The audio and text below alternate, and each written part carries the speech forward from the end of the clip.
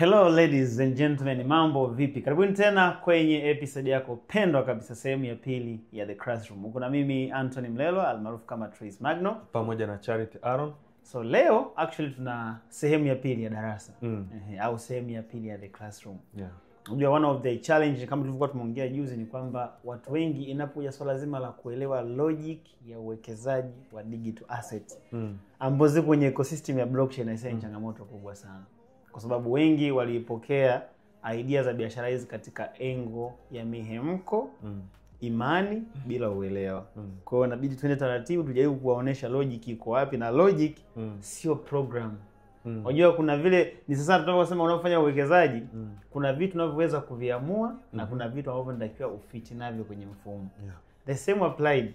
Performance ya bei ya kitu, especially hizi assets za uwekezaji, kuna vile vitu ambavyo vinaweza kuwa in control ya structure ya ile makeup ya infrastructure, lakini kuna vingine huwa lazima uachie jamii iamue. Unaona? Kwa leo tunatakiwa twende tukawaelekeze watu ni namna gani tokenomics na vitu vingine ambavyo vinajengwa katika project ya crypto kwa kuzingatia digital assets hizo inawezaje kustabilize price na factors mbalimbali ambazo zina affect price na kila kitu, kwa sababu last time nakumbuka tumefanya kuielezea tokenomics namna gani ambavyo wana control inflation ya coin kwenye mzunguko. Sasa watu wakafikiri kwamba ni kama program, kwamba kwa sababu supply inakuwa inapungua basi automatically na bei inabidi zile zinafanya hivi kama pump yani. Hii ikiongezeka ipande, ikipanda ishuke. Sasa it's something ambacho nadhani watu wamekimisunderstand au pengine hawajakielewa vizuri. Kwa leo tutaenda kudig down hapo tuweze kutoa clarification zaidi namna gani bei za asset huwa zinajitengeneza, zinajistabilize na mpaka kuenda kuperform mpaka zinavyokuwa zinakwenda. Tutatumia concept ya project ambazo zina exist, lakini pia bila kusahau Inkryptus yenyewe. Nadhani Inkryptus itakuwa ni reference point ya muhimu sana kwa sababu community yetu kubwa wengi wanajiassociate na Ink token. Sawa. Kwa hiyo tukiwapa mwanga wao wataelewa zaidi, kumbe wanasema kwamba hapa bwana supply ipo constant lakini mbona bei haipandi au ina remain kwa nini? Nadhani kipindi cha leo especially ku understand sasa hizi tokenomics zinafanyaje ni muhimu zaidi. It's very important. Sasa tuseme darasa letu leo tulizungumzie katika engo ya crypto asset price performance. Ni kipindi muhimu sana. Sasa iko hivi. Kwanza ningependa watu waweze kabla hujaanza kuzungumzia kuhusiana na asset performance price, watu lazima wajue unapoenda kununua asset kama Ink, usiichukulie kama vile ni biashara sijui gani kwamba wewe ukiweka hivi lazima upate hivi. Haiko hivyo. Hii lazima uchukulie kama ni investment ambayo ina grow kutokana na factors tofauti including zile internal made na zile external factors. Kwa hiyo lazima ujue kwamba huu ni uwekezaji kama tunavyoamua kununua ardhi au kama unavyoijenga biashara yako inakuwa. Yaani usikarili kwamba nikiweka hivi napata hivi, kifanyika hivi natokea hivi, yani kama vile ni programmed thing. Haiko hivyo. Haiko hivyo. Kuna kitu tumekuwa tukizungumzia sana kinaitwa tokenomics.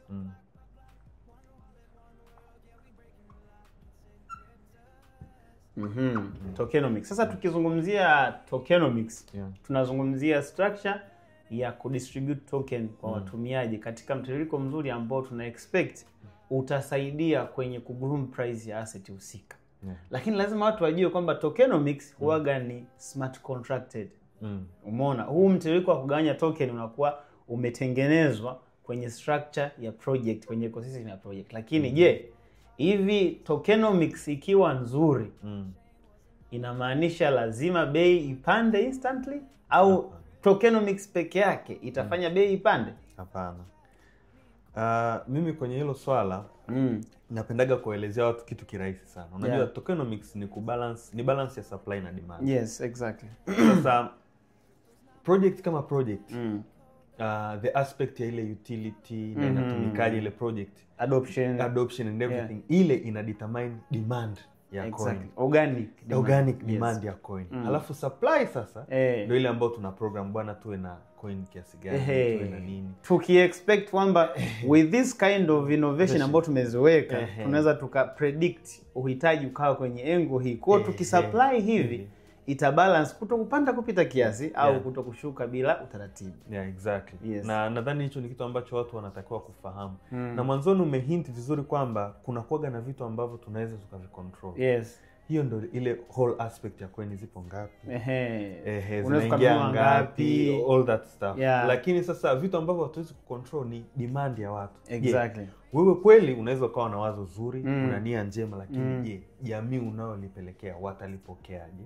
Na wanalipokea katika mazingira gani? Exactly. The reason why hata tulivyokuwa tunafundisha tulisema kwamba moja kati ya vitu vya msingi unavyotakiwa kuzingatia unaponunua coin, cha kwanza lazima uangalie what is the idea behind it. Number 2 lazima uangalie tokenomics au tunasema economic point of view. Number 3 uangalie roadmap, lazima iwe futuristic, lakini number 4 tukaongezea elimu sahihi. Kwamba project ili iweze kueleweka lazima elimu ya deliverance hii iwe sahihi, kwa sababu unaweza kufundisha kitu kikaa kimemislead kabisa watu. Sasa ukiangalia majority ya investors wengi wanao stake, concern yao kubwa huaga ni dividend, ile APR ile. Ndio huwa concern yao kubwa sana hapa, kwamba wenyewe wanaangalia bwana mimi nanunua coin na stake ili nipate. You get the point? Yeah. Kumbe lengo sio pekee hii reward unayoipata. Lengo ni wewe ununue hii asset kama unanunua ink, sawa.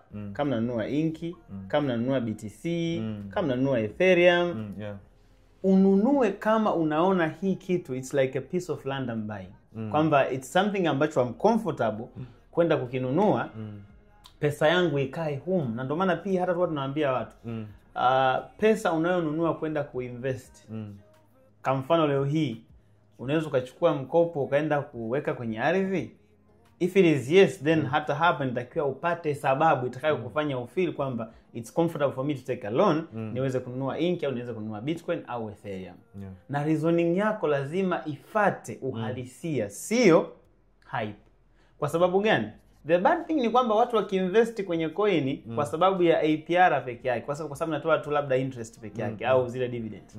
Maana yake automatically hiyo ni hyped demand. Hype ikiisha lazima itaporomoka. Na one of the thing ambacho watu hawajui, control supply ya coin kuzuia inflation does not directly make the coin to be having the good value.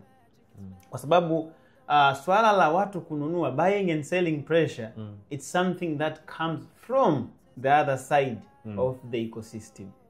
Kwamba ecosystem ya project fulani itatengeneza huduma nzuri, itatengeneza engo ya kuattract watu waweze kutumia hizo huduma, itatengeneza ecosystem ambayo unaweza kutumia hiyo coin etc. Lakini the other side of the ecosystem, outside of the box, ni kwamba investors wanaokuja kununua hii coin wanakuja kuijenga biashara iende au wanakuja kuivuruga biashara. Kwa sababu hata project iwe nzuri kiasi gani, kama watu wakifanya manunuzi kwa miemko, wana uwezo mkubwa sana wa kuaffect performance ya project.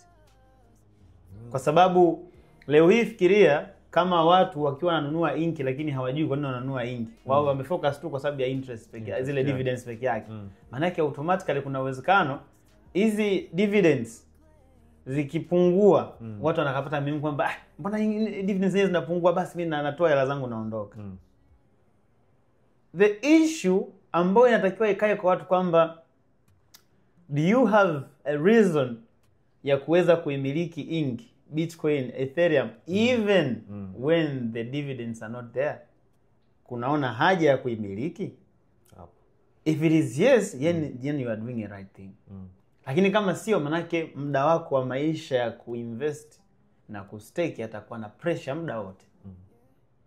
Na one of the thing ambacho watu hawajui pia ni kwamba organic adoption, yani mahitaji halisi ya asset husika ndio yanayofanya performance ya coin ifanye vizuri. Na one thing pia ambacho watu hawajui, ukiachana tu na watu kuhitaji na kuinunua coin kwa wingi, lakini kuna kitu kinaitwa liquidity depth.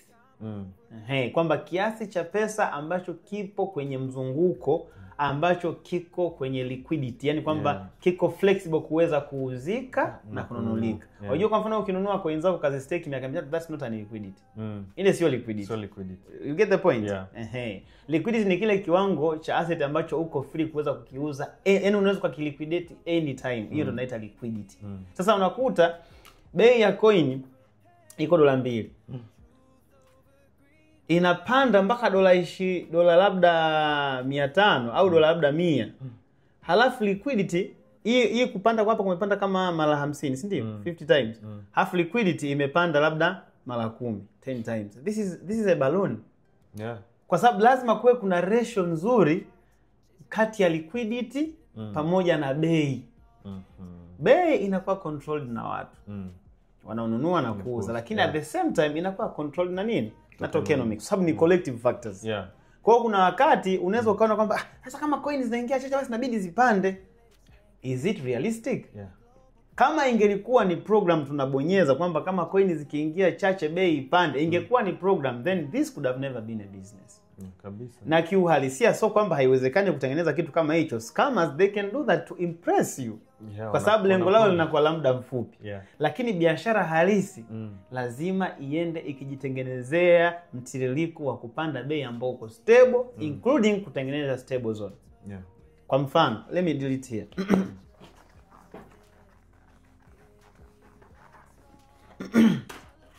Kwa mfano unakuta bei ya coin, tukichora chart hapa, bei ya coin huku tuseme ni price, si ndio? Alafu huku iwe ni time, si ndio? Bei ya coin imeanza tu hapa shua, inaenda tu hivi. Yani trust me, hii ngoma ikija kurudi ni hivi huku chini. Haina stable zone. Hakuna sehemu ambapo watu watafika stage watatengeneza imani kwamba this has been oversold. Let me just buy more here. This one has been overbought. Hakuna signal. Hii ndo tunaitaga ni nini? Ni balloon. Kwa sababu bei inapanda kama staircase. Inatokana. Yani hakuna adoption ya hivi. Yes, there is no adoption ambayo iko hivi. Soko huwa lina breath in, na breath out. Na huo ndo uhalisia kwa sababu haiwezekani watu wote tu tuna mawazo yanayofanya jamani tununue. Tuuze. Hakuna biashara hivyo. Ila sasa unakuta kuna wakati mwingine soko ku breath in ku breath out, maana yake unakuta soko limekuja limepanda, lime breath out, likaja shuka likafanya inaitwa price correction, then ukakuta kuna stabilization zone inapanda na shuka, baadaye unakuta tena imepanda iko hapa inafika hapa ilipokuwa mara kwanza inakuja inapanda inakuja na shuka hapa inacheza.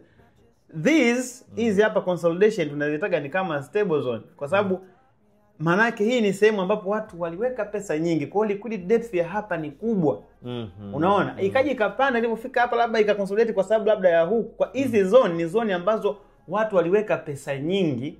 Kwa hiyo kuzitoboa kwenda juu au chini huwa ni ngumu kidogo, kwa sababu inabidi pesa nyingi zaidi ifanyaje? Iwekwe ili kuweza kutoboa hizi zone. Kwa sababu most of the people wanaamini kuna zone fulani asset inakuwa iko oversold. Kwa hiyo wanaamini this is the right price for us to buy. Na kuna zone nyingine wao wanaamini kwamba overbought, kwamba hii imepanda mno hii. Kwa hiyo ikifika hiyo sehemu nakuta wengi wanakuwa skeptical kuweza kuinunua. Na lazima itengeneze hivyo. Ndio maana unakuta inapokuwa inashuka lazima kuna zone ikifika unakuta kuna watu wanasema hapa pazuri kununua. Lakini hizo haziji kwa sababu ya chart. Unajua chart huwa zina post memories of whatever that has happened as a behavioral presentation iliyokuwepo kwa buyers na sellers. Yani hizi chart ni historia ya memories, kwamba kumbukumbu kwamba kipindi hiki watu wengi walikuwa kwenye zone hii, watu wengi waliamini kwamba hii imekuwa oversold, wakaamua kununua zaidi. Inakuta ina stabilize na inakuja inapanda etc. Hizi zone lazima ziwe for stable growth and health growth of the price. Lazima kuwe na zones kama hizi. Na hizi zone huwa hazitokei kwa mipango. Zinatokeaga automatic kutokana na behavior ya investors kununua na kuuza. Na watu wengi huwa wanatamani sana projects hizo nyingi. Hizi stable zone zitengenezewe kwenye price ndogo ambayo ina relate na volume ya liquidity. Kwa sababu ukiweka price ikapanda sana liquidity depth ni ndogo, hiyo unatengeneza balloon. Yaani ikishuka wage na promoka straight down. Na hiyo kitu nilichosema kwamba unajua coin ikipanda sana na liquidity ikiwa ndogo. kama unatumia hizi automated market makers. Yes. Unakuta unataka kuswap coin nyingi, unakutana na slippage ambayo huwezi iamini. Kwamba unakuta labda unavoswap ilikuwa inasema $1 coin ni sasa $1,000. Alafu unavoconfirm inakwambia ni dola labda 280. Kwa sababu depth ya liquidity ni ndogo. Kwa hiyo unakuta ukitrigger ka volume ka sell kidogo tu inaporomosha vibaya. Na sasa hiyo order ikigo through maana yake kama coin ilikuwa $1,000 inaporomoka all the way down there. Sasa ukifanya hivyo maana yake panic sell inakuja. Huyu anaogopa na yule anaogopa, yule anaogopa, mwisho wa siku unakuta mnaharibu biashara nzima hata kama ilikuwa nzuri, kwa sababu labda ujenzi wa volume kubwa ya watu wanaonunua ilikuja kwa mihemko na si kwa uelewa kwamba hii ni asset, ina matumizi, ina organic demand, na organic demand yake iko hapa, kwamba hii coin ina project hii. You get the point? So having this project, wewe unaweza kuitumia hivi, mimi naweza kutumia hivi. Kwa hiyo unaona muda mwingine unaona I don't need to sell this asset. I can just use this asset within the ecosystem na nikaacquire service yangu fulani hivi. You get the point? Yeah. Na wakati mwingine pia it's very important watu wakajua kwamba hizi asset, kwa mfano kuta strategy leo wananunua sana Bitcoin. Si kwa sababu ya kuja kuuza. Zile ni asset. Kwa hiyo ina maana inafika time wakiwa wanahitaji hela, they can just use zile Bitcoin kama collateral, wasiziuze, wakachukua mkopo, wakafacilitate biashara zao, wakalipa mkopo, wasiaffect ile collateral yao ambao kiuhalisia inakuwa over time. Na why the reason Bitcoin inakuwa? Watu wengine wanafikiri kwamba kwa sababu INC ina supply constant ya Bitcoin 10,000 basi ilitakiwa iwe inapanda tu. Sasa niwape story moja. Tuangalie kitu kimoja, mfano mwepesi hapa. Wakati unaendelea kuwapa mfano, yes, ndio ulikuwa umesema kitu kizuri sana. Unajua watu wakinunua wengi, yes, coin inapanda. Watu wakiuza wengi, coin inashuka. Na ndio maana unaona sasa hivi projects nyingi sana ambazo of course tunaongelea zile legitimate projects, zinapenda kuadopt staking. Yes. Ambao mara nyingi inakuwa locked. Yes. Ili kupunguza hata ile selling pressure. Exactly. Which gives sasa inaipa project muda kwa kwamba okay, now people are staking.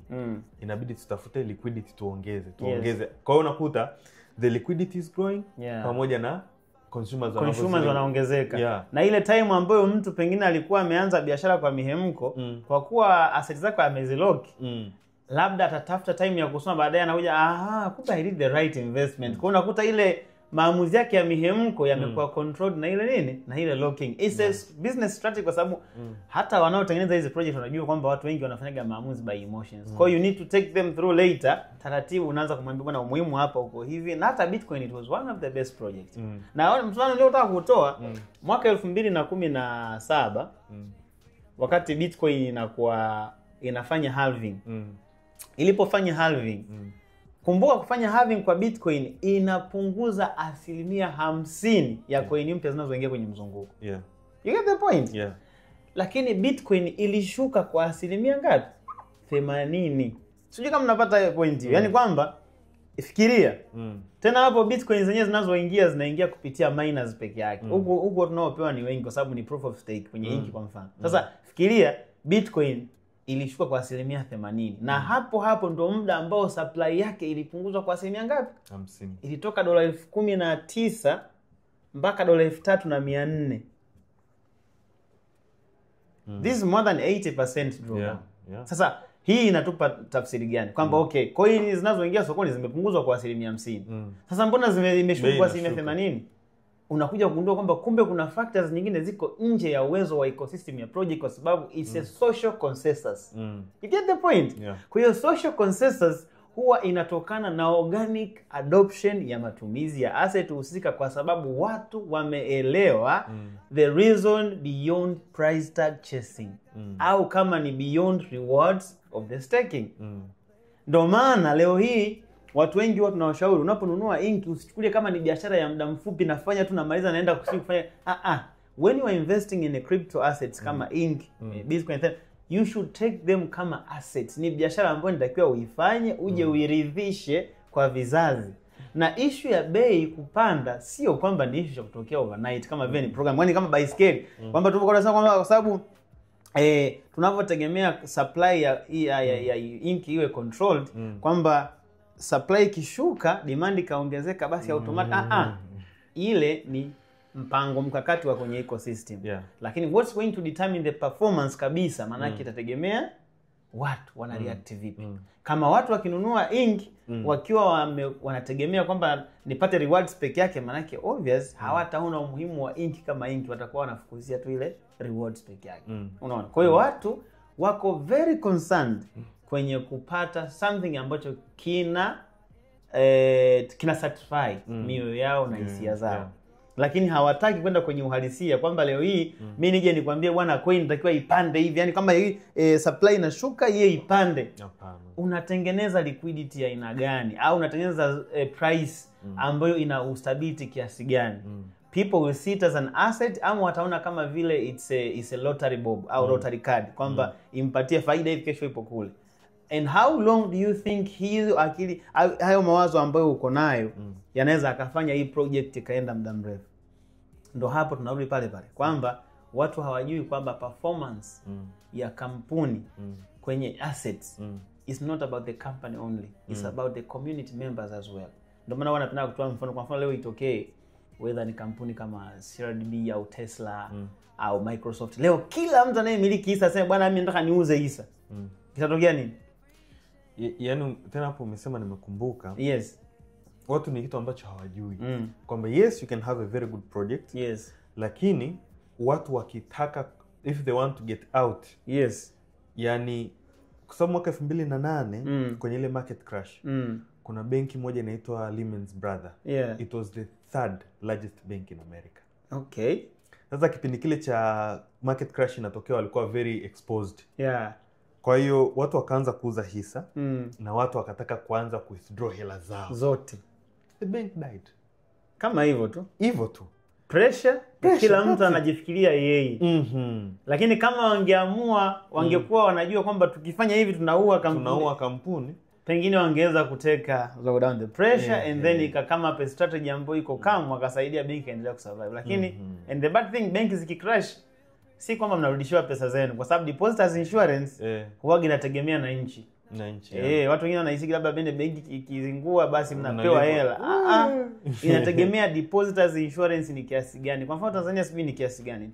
I don't know either. Lakini najuaga kwa nchi nyingi it's usually flat rate kwa all. Of course ni flat rate. Inakuwa yani kwamba kuna depositors insurance kwamba kila mtu anaye deposit kuna kiasi ambacho inakuwa insured. Lakini the rest ni mpaka wafanye labda evaluation, wakafanya file ya bankruptcy, then wakaangalia mali zilizopo, then wakafanyaje, wakaamua kugawa zile ambazo zimepatikana. And actually kuna mtu pia alikuwa ameniuliza swali akaniambia kwa nini Inkryptus hawaruhusu watu kuvunja mikataba yao ya miaka 3 miwili? Na nikawa najaribu kuelekeza pia. Ukifanya hivyo manake eventually mikataba kama mwaka mmoja, miaka 2, 3 iko kwa ajili ya believers. Wale watu ambao wanaona kabisa mimi nimenunua inki sihitaji kuiuza anytime soon. Kwa hiyo I need to have this asset. Sasa kwa sababu huna mpango wa kuuza, una commit. Sasa kama wewe una mpango wa kutoa muda wote, kuna contract pale ambayo inakuruhusu kutoa muda wote. The problem ni kwamba watu wanataka kupata faida kubwa lakini hawataki kuwa part of the business for a long time. You need to commit. Yani sana wewe unataka ufike kwenye biashara ikulipe twice a day la whatever, lakini hutaki kuwekeza vizuri kwenye ofisi yako. Hata ofisi za nguo za kawaida lazima you have to invest ili uweze kupata faida nzuri. Unaona? Sasa niwape mfano mmoja. Tumeongelea mfano wa Bitcoin kwamba 2017 ilitokea halving, lakini baada ya halving ilivyopanda ikashuka kwa asilimia ngapi? 80. Hii yote ilisababishwa na nini? Ilikuwa ni side ya investors. Wengi walikuwa ni watu wenye pressure, wakajikuta wamejitia hasara wao wenyewe kwa sababu walikuwa hawajui kwa nini wamenunua Bitcoin apart from chasing the price. Na wengi baada ya halving watu Bitcoin imefanya halving. Naambia bwana the last halving Bitcoin did this. Alafu watu wengine sasa wanasubiriaga akishaonaga halving ikifuatiwa na ile wanaitaga ni rate cut ya Fed, anasema bull run. Kumbe that's why most people walikuwa wanaingia. Sasa ikishafikaga peak, huaga inashuka, alafu kama inatumanisha tu kama inapanda tena. Wanaingia wengine zaidi. Wanakuwa ni exit liquidity nzuri sana. Na basically ukiangalia hata hivi kupanda kwa hivi inaitwa ni hyped kwa sababu ilipanda kutoka $1,000 mpaka $10,000 ikashuka mpaka $400. Kwa nini ilishuka kutoka $400 kwenda kwenye $1,000? Kwa sababu it's having a utility na hii it was the zone ambayo ilikuwa na organic price. Kwa sababu organic price nayo huwa inajistabilize, si kwamba watu wote nakuga hawajui wanachokiinvest. Na ndio maana tukasema project ikiwa nzuri, chances ya kufa ni ndogo. Mpaka labda developers nao wawe na akili ambayo haiko focused. Lakini mara nyingi huwa inakuwa na poor performance with regard to the idea ambayo iko na. Kwa mfano Bitcoin imekuwa na poor performance kutokana na watu wengi waliokuwa na invest ni watu ambao hawajui kwa nini wananunua Bitcoin. Kwa unakuta inashuti sana, inashuka sana. Lakini wale watu ambao wanajua nini wanachokifanya wenyewe wanazidi kufanyaje? Inaposhuka wanafanya DCA. Na sasa hivi tunavyozungumza imepanda mpaka imefika dola ngapi? 100,000. 100,000. 100k plus. Na for the first time imekaa kwa muda usiopungua siku 150 ikiwa na zaidi ya dola 100,000. Why? Kwa sababu watu wengi ambao wananunua hii coin sasa hivi ni watu ambao wanainunua kama asset na wanajua umuhimu wa kumiliki Bitcoin kama asset na sio tu kufukuzia bei. Issue ya bei itaongeza capitalization yao, lakini hawana mpango wa kuuza kwa sababu wanajua kabisa they can use this to get money from other service providers or loans. Kwa sababu this is just like an asset. Lakini pia lazima watu wajue huwezi ukasema leo utawacontrol watu kwamba msiuze coin nunueni. Hapana. Kila mtu ana mawazo yake. Na ndio maana ile chart waga inabadilika, inapanda, inashuka, inapanda, inashuka. Haya ni mawazo. Kila mtu kuna muda fulani watu wana coincidence wananunua wengi au wanauza wananunua, na huo mpishano ndio huwa unasaidia pia kubalance. Ukiunganisha na tokenomics, ukiunganisha na mpishano huu wa bei, lakini pia hata kampuni inayotengeneza faida inaongeza liquidity depth, vyote kwa pamoja ndio huwa vinafanya bei perform. Lakini bei haiwezi kwenda hivi. Yani au iwe yani watu wanataka inachezaje? Yani inaenda inashuka kidogo inashuka kidogo, haiwezi pia kuwa hivi. Haiwezi kufanya hivi. Na mara nyingi prices za hivi huaga nayo correction yake nayo inakuwa ni hivyo hivyo. Yani watu lazima wajue. Coin ikipanda bei kirahisi na kushuka ni kirahisi hivyo hivyo. Ikipanda taratibu with the very hard movement, hata kushuka inakuwa ni ngumu hivyo hivyo. Yani that's how it is. Yani hii hapa tunasema for every action there is equal and opposite reaction. Yani hata kama not 100%, lakini ndo jinsi ambavyo huwa inakuwa. Hata watu wanaweza kaenda kucheck hizi charts za Bitcoin, Ethereum, wakaangalie kipindi kishuti sana, kurudi kwake kunakuaje? Unaona? Lakini all in all point yetu ya msingi ni kwamba tulikuwa tunajaribu kuelekeza watu kwamba tokenomics, sijui whatever, zile ni structures za ndani ambazo zinasaidia kuimarisha bei.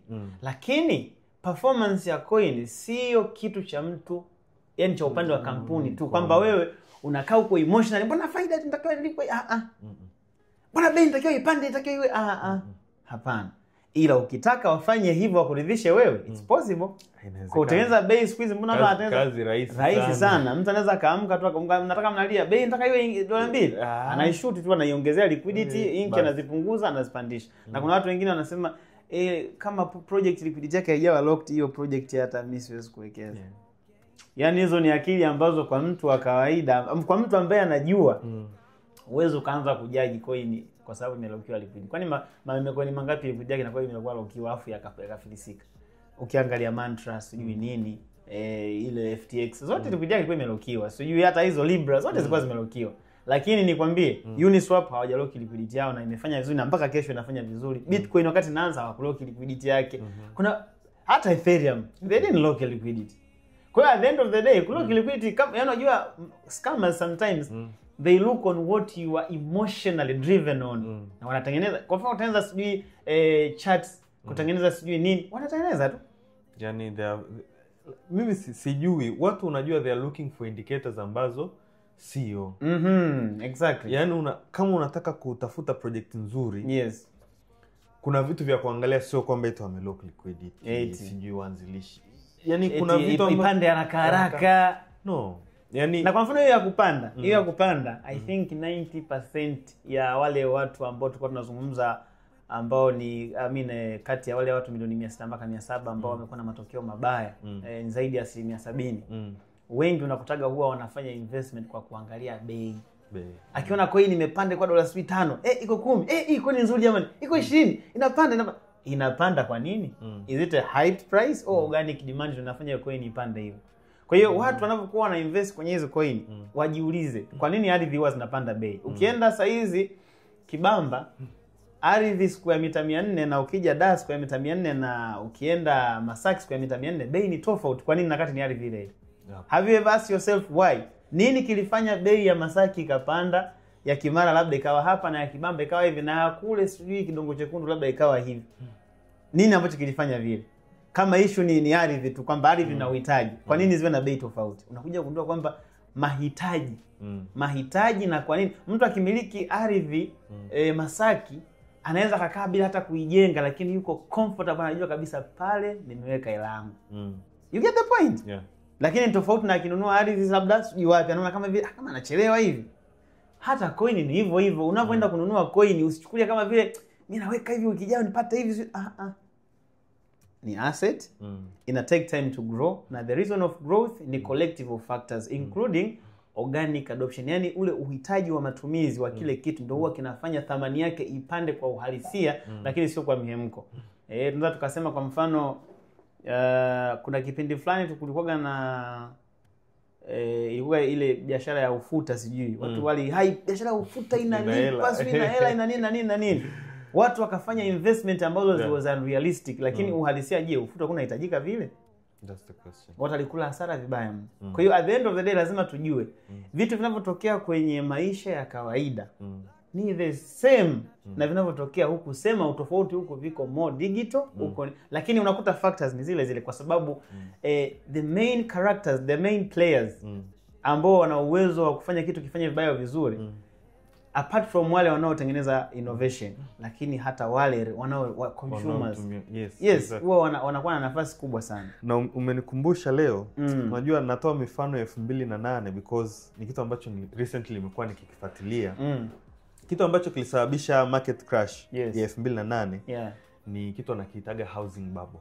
Kwamba kipindi kile ilikuwa ni rahisi sana mtu yote kupata mkopo wa nyumba.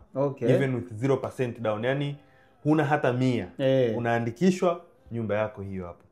Na ikasababisha kipindi kile nyumba zikapanda sana kwa sababu demand ilikuwa kubwa. Yani watu yani mtu yoyote ilifika stage kila mtu anataka nyumba. Wali claim paka ukiwa na unaweza kutumia jina la mbwa wako ukapata nyumba. Like for real? Yes. That was 2007 2008. Sasa kilichotokea ni kwamba that thing catch up. Ilikuja kukacha kwa mbona yani nyumba zimekuwa kama it's very expensive. Yani unakuta nyumba ambayo kikawaida ilikuwa inauzwa $200,000 unakuta inauzwa $1,000,000. Sasa kukatokea kuna makundi mawili ya watu. There are people who knew what they were doing and there are people who did not know what they were doing. Waliokuwa wanajua kabisa hapa Uyene Babu walikuwa ni watu ambao wananunua nyumba leo, anakaa miezi 3 anaiuza. Yaani anadalalia, ananunua labda $300,000, ikifika $400,000 anauza. Sasa kuna watu ambao walinunua nyumba zao kipindi kile kwa $100,000, laki ngapi? $1,000,000. Ile crash ilipotokea, nyumba sasa inarudi kwenye ile organic yake halali sasa. So ulinunua nyumba 1 million, unaambia $100,000 sasa. Hii nyumba bwana ukitaka bwana kuiuza $100,000. Sasa what happened ni kwamba watu wengi they were nyumba mbona zinapanda? Ngoja ninunue nyumba before I'm late. Ngoja ninunue nyumba before I'm late. They were chasing the price. Hawakujua uhalisia kwamba hizi bei ziko gani kweli au tunapelekeshwa sisi. Yes, na kuna investors wengine wanashauri kwamba sometimes it's good kwa cryptocurrency, lakini kwa nyumba of course it's different. You can wait. Lakini kama ni investor sometimes unakuta kuna assets zinakuwa overpriced. You can wait. Ukasubiria ishuke kidogo then you can buy, as long as unakuwa na ile mentality ya kwamba okay, this is something I'm investing in the long term. Lakini ukiwa na ile short term mentality, bwana nanunua leo kesho ipande, inakuwa kwa a very big percentage of people losing money, kwa sababu ukishaingia kwenye short term it's no longer investing, hiyo tayari ni trading. Yes, exactly. And statistics zinasema 80% lose. Of course, when trading 80% lazima wapoteze. Na usidhani kwamba you are special going to the 20%.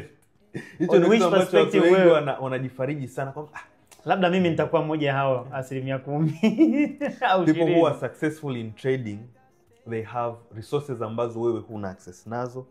They have news before you even know it. Exactly. Yani kuna mtu ambaye anajua Fed itasema itasema lini, itasema nini. Ndio maana nadhani hata Marekani walikuwa wamekataza watu wa Congress kuto kushiriki kwenye mambo ya trading. Yeah, they know.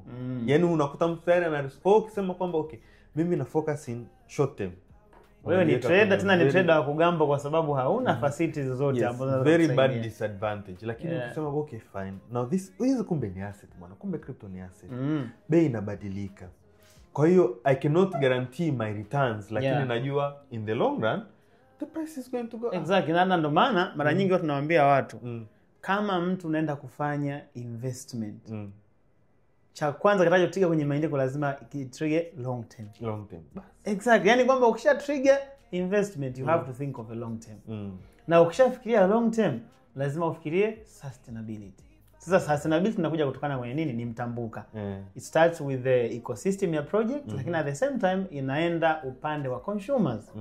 How are they consuming, especially kwenye upande wa adoption, kwa sababu hiyo asset itakuwa na organic price kama kuna watu ambao wanazidi kuongezeka, ambao wanaona kwamba mimi kumiliki asset kwangu mimi naona kwamba it's just like I have bought a land, it's just like I have kept my money in a safe place. Ukienda saizi sehemu kama Masaka kama nilikuwa nasema, mtu akinunua ardhi ni ngumu kuacha kwa sababu anajua watu wengi wanapenda kuishi kule na uhitaji ni mkubwa. Kwa hiyo anaona sasa nauzaje kwa bei, siuzi kwa bei. Mtu anampandia dau. Ndio demand inapokuwa inaongezeka. Kabisa. Kwa hiyo ina maana the same apply mtu anapokuwa na hold ile ardhi, alafu hataki kuuza, mtu anapompandia dau, ndio the same applied huku ambapo mtu amenunua coin. Halafu hataki kuiuza, mtu inabidi apande dau. Sasa kupanda dau kwa huku ni kwamba unanunua zile zilizoko sokoni, si ndio? Halafu zinapandisha bei kwa sababu coin ambazo huwa zina determine price ni zile ambazo zipo kwenye liquid, si ndio? Kwenye liquidity pool. Kwa hiyo ukinunua zile maana unaongeza liquidity, bei inafanyaje? Inapanda. Ikipanda kuna mtu huko atakuwa convinced kwamba kwa bei hii ngoja niuze. Ndio the same applied na ardhi, ndio kama unaona ardhi umesema shilingi ngapi? 200,000. Mimi nilikuwa nataka 100,000. Basi chukua ardhi, anaachia, anamiliki mtu mwingine. Kwa hiyo inakuwa ile pesa inahama inaenda kwa mtu mwingine ambaye yeye anahitaji ardhi, wewe unahitaji pesa. Kwa hiyo vitu vinaenda hivyo. Kwa hiyo uhitaji wa kitu kinapokuwa kina uhitaji sana afu akiuzwe, maana yake pesa inakuwa ina flow zaidi kuelekea kwenye kile kitu. Mpaka unakuta mtu anaona kwa bei hii ngoja niuze. Kwa sababu hela imeongezwa kwenye mzunguko wa ile project. You get the point? Kwa ina maana watu wengi wanaofanya investment kwenye crypto assets kwa matokeo bora, ni vizuri ukafanya long term perspective investment. Na unaofanya long term lazima uwe considerate kwamba okay, lazima ni deal na sustainability. Na sustainability inakuja kutokana na nini? Lazima ije kutokana na project yenyewe imejengwaje, lakini deliverance ya elimu kwenda kwa consumers na consumers wanavyoipokea. Na ndio maana huwa napenda kusema kwamba sometimes unaweza kuwa kwenye biashara sahihi, lakini kama uifanyi kwa usahihi, unaweza usipate matokeo. Sio unaweza usipate matokeo. Haupati matokeo kwa sababu approach yako na mentality yako inaenda antagonistic na uhalisia.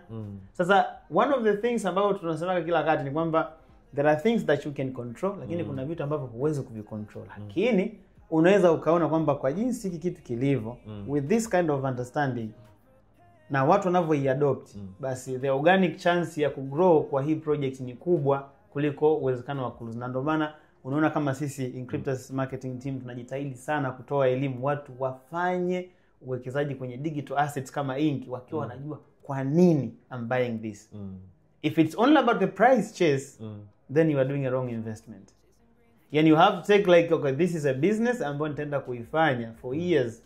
Na usijifikirie wewe, you can just inherit your kids.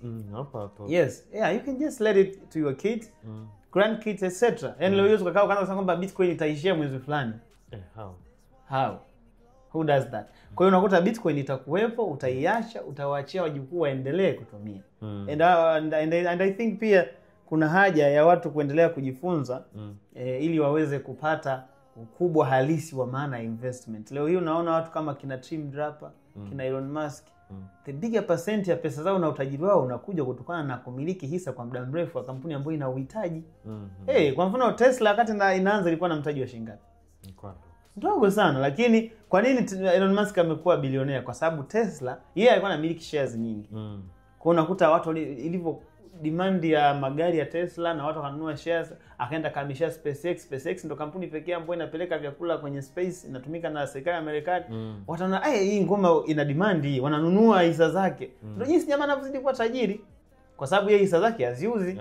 Anakopea. Exactly, yeye anakopea tu. Hauzi. You get the point? Kwa hiyo nadhani kwa leo I think sasa tukawa tumejaribu kufungua uelewa wa watu apart from tokenomics ambayo tulikuwa tumeifundisha juzi. Tumejaribu kuongelea katika social consensus kati ya moja factor muhimu sana ambayo huwa inasaidia kufanya performance za coin au za assets ziweze kuwa vizuri. Kabisa. Yani leo nadhani watu wanazidi kufunguka exactly. Sababu wameelewa tokenomics. Lakini sasa tunakuja kuambia kwamba of course tokenomics ni muhimu sana. Lakini bado kuna kitu kingine mtambuka kwa sababu hiki kitu sio program kwamba tukibonyeza taa inawaka. Unakiweka yani sana unapokuwa umetengeneza vyakula ukiweka pale watu yanunua ukasema yani nimechana chakula kizuri nunua. Nimetengeneza chakula kizuri. Mtu anakielewa kwamba ni kizuri kwamba mtu umetengeneza supplement haina ladha nzuri ila inabidi mtu aone kwamba akinunua anaweza akapata afya. Sasa uweze kusema nimetengeneza supplement nzuri kwa sababu ni supplement nzuri na watu wanakuwa na magonjwa mengi nunueni mpone. Hapana, mtu inabidi aeleweshe kwamba ukinunua hizi supplement ukizitumia kwa muda fulani zinakuletea faida hii, zinakusaidia hivi, zinakufanyia hivi. Kwa mtu aone kwamba I need this supplement. Akija kununua wewe ndio unaona nini? Benefit. Na ile sasa ikiwa na uhitaji maana yake unaona is having more demand kwa unapandisha bei kwa sababu production demand inakuwa pia ina rise. Kwa hiyo watu lazima wajue kwamba vitu katika jamii ambao vinahitaji watumiaji, it's not about the makeup only. It's about even the receiver, the consumers wanapokeaje. Unaona kwamba hiki chakula kweli labda sababu hazina ladha lakini mbona fulani alitumia na ana glow iko vizuri, alikuwa na shida hii. Mtu mwingine na mimi anahitaji. Kwa eventually baadaye watu nakuta wanajenga confidence kwamba bwana hii kitu ni muhimu kuwa nacho ndani ya nyumba, at least unakunywa mara moja kwa wiki. Kwa unakuta sawa wanahitaji, mwisho wa siku kama kampuni iko public kwa sababu bwana supplements za kampuni fulani bwana zina uhitaji, mtu anaenda kununua hisa yake kwa sababu anaona sikina uhitaji, ndio vitu vinakwenda hivyo. Sasa hiyo sio kwenye maisha ya kawaida ya hizi bidhaa, hata kwenye crypto whatever, kwa sababu crypto ni form tu nyingine ya digital ya asset inavyoweza kuwa presented, lakini the core goal of what is behind it remains the same, kwamba lazima kuna huduma fulani kana uhitaji, watu wanaka adopt, na wanavyo adopt plus wananunua hiyo coin yake. Na advantage nyingine tumesema kwenye masuala ya crypto, coin zinakuwa pia zina matumizi kwenye ecosystem. Unakuta kwenye governance, kwenye ecosystem unakuta kwa mfano in crypto tunachezea game fees etc. Na number of transactions zinavyokuwa zinaongezeka. Organic, sio wash trading tafadhali. Watu wanaambia watu kuna wash trading zinafanyikaje? Tunazungumzia ile organic activity kwenye ecosystem huwa inadhihirisha jinsi gani organic demand inaongezeka. Maana usijua unaanza kupiga michongo kama wale wanaenda nafungua duka, anachukua vijana kama 200 na wapatia shilingi 10,000, anamwambia tukifungua duka pale tu nyingi yeni kununua tuna tunanunua sana. Ile ni high demand. Nadhani hiyo sasa hata hiyo kwenye crypto ipo. Unaona bwana mbona kama hiyo coin watu wanainunua na kuuza sana. Kumbe ni robots zinafanya wash trading. Umeona? Kwa hiyo hata huku pia angalia organic. Na hiyo organic sometimes it's hard to tell. Kama mtu hauna uelewa vizuri unaweza kusema mbona kama hii inawatumia je, kumbe umeangalia viini macho vya wash trading ukahisi kama ndio organic. Kwa hiyo sometimes it's very important kwa mtu kuweza kutengeneza engo ya kutuliza akili, aache kufikiria faida peke yake, afikirie na faida inatoka wapi na ni kitu gani kitafanya hiyo faida iwe sustainable. Kabisa. Basi mimi nadhani kwa leo tumeishia hapo kwenye the classroom sehemu ya pili. Tulikuwa tunajaribu kuelezea ni namna gani price za digital assets zinafanya kazi na zinakuwa with respect to the tokenomics, lakini the other side pia kwenye mtambuka wa watumiaji pia adoption na kadhalika. Tumejaribu pia kudadavua zaidi watu waweze kujua kwamba hivi vitu sio kama ni program kwamba ukibonyeza hivi inakuja huko. Ni kitu ambacho kinajijenga kwa momentum, na the only thing ambacho kitafanya kitu kiweze kuwa sustainable for a longest period of time ni organic activity, organic demand, organic price, etc. Na adoption lazima iwe organic. If you have something else to add. Sina cha kuongezea zaidi ya kuendelea kuwashauri watu wajifunze. Wajifunze, na ndo lengo halisi la DNA kuwepo hapa, kwamba tuliona kuna gap kubwa mno kati ya maarifa kati ya watu ambao wanataka kujiassociate. Yaani tuseme kuna gap kubwa kati ya maamuzi na project. Kwa sababu hapo katikati bridge ya education ipo katikati hapo. Kwamba mimi nina hela. Kuna project. Sasa when it comes to decision, bridge ya kutrigger maamuzi ni nini? Ni education. Na tumejitahidi sana kujitahidi watu wafahamu ili afanye uamuzi wake, ili afanye uamuzi anaotaka kufanya. Exactly. Ujue kabisa kumbe na associate na project hii kwa sababu hii, project hii kwa sababu hii, ili pia ujue zile changamoto zitakazojitokeza. How can I hedge against? Exactly. Yes. Na ndio maana pia tunashauri watu watumie wallet ya Encryptus. Exactly. Na ndio maana tunawashauri watu pia biashara hii ifanye vizuri. Usijifikirie wewe. Fikiria na biashara pia, kwa sababu biashara ikifanya vizuri mnafanya vizuri wote. Lakini ukijifikiria wewe peke yako, maana yake hiyo kind of selfish, kila mtu akifikiria hivyo, ndio mwisho wa siku mnakuta mnafanya kitu ambacho kinaweza kikasababisha performance ya project isiwe nzuri. Kabisa. Kabisa. Basi if you have any question, tunashukuru kwa wale wote ambao wanaendelea kutuuliza maswali ambayo kwa namna moja nyingine yatusaidia pia kuweza kutengeneza content zaidi za kuweza kuelimisha na kutoa technical explanation, kusimplify uelewa wa watu, especially when it comes to digital entrepreneurship, hasa kwa watumiaji wa crypto. Lakini sisi tumejikita zaidi kwenye project ya Encryptus. Usisahau kuacha comment yako, lakini kumbuka conversation hizi zinaletwa kwenu kwa nguvu ya Encryptus Wallet, moja kati ya wallet ambayo inakusaidia wewe kujenga portfolio yako ya digital asset katika mazingira rafiki, lakini inakusaidia wewe pia kujitengenezea kipato kwa namna moja au nyingine. Tembelea Play Store au App Store au tembelea tovuti www.encryptus.com alafu uweze kupata ABC zote. Lakini pia kwa mtu ambaye bado ni mgeni, basi karibu sana DA Ubungo Plaza, DN Academy floor ya kwanza. Utapata elimu na orientation, huwa ni free. Kwa hiyo kuja hapa, sikiliza. Hatukufundishi kuanza biashara, tunakufundisha kuelewa biashara. Swala la maamuzi litabakia juu yako baada ya kuelewa, ujue nini unafanya. Asante sana kwa kutusikiliza. See you next time and God bless you. Encryptus taught me how to play the game. It's Encryptus, yeah, that's the shield I trust. Crypto real, no hype, no rap.